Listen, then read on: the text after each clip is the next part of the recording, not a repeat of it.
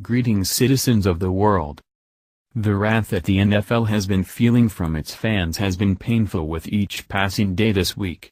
The league likely assumed that the pressure would soon dissipate and this weekend the season would return to normal. It didn't let up. In fact, the league has crumbled under the pressure and may now be unable to continue after receiving a death blow more devastating than their epic ratings plunge. Letting an issue fester and go unchecked has devastating consequences which the National Football League can now probably speak to now. They should have gotten ahead of the issue before their industry required life support to stay afloat, but they didn't, and now someone has just pulled the plug.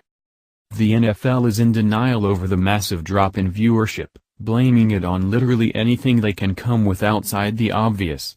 Even once DirecTV said they would offer refunds to any disappointed customers who had purchased the NFL Sunday ticket to watch any and all games on their network, and tens of thousands of former fans took them up on the offer. They still can't seem to understand that it's their players' protests which are the problem. Since that didn't send the message, or at least one they will actually acknowledge, money will talk, especially when it's a lot.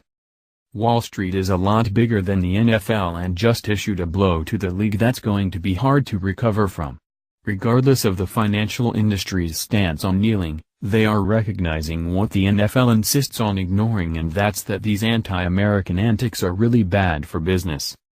Major investment bank J.P. Morgan Chase just gave a brutal outlook to the NFL and the networks that are carrying its games, singling out the anthem protests as one of the reasons the entities could be in serious trouble.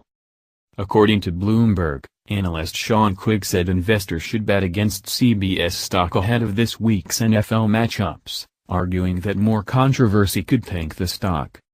The bank recommends buying an option that gives you the right to sell the shares at $57.50 on the likelihood that the stock will fall below that price after the company discloses ratings for the games, Quigg said in a note to investors. CBS closed at $58 on Tuesday. NFL-related revenue is not trivial to CBS, and any decline in NFL viewership related to the national anthem debate may negatively affect future results, he added.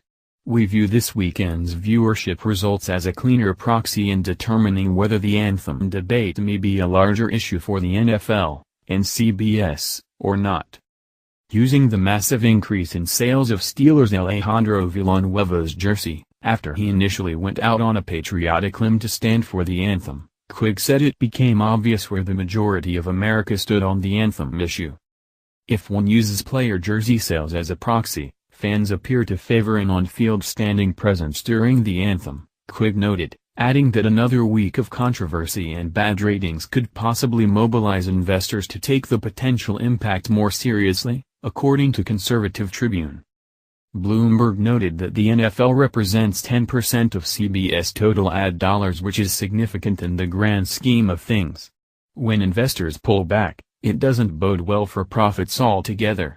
Since the NFL doesn't want to listen to their fans, those associated with them will, and perhaps they'll listen to big businesses and investors. Perhaps CBS can put the pressure on the NFL to change their game on these protests and stop it in an urgent effort to save their stock.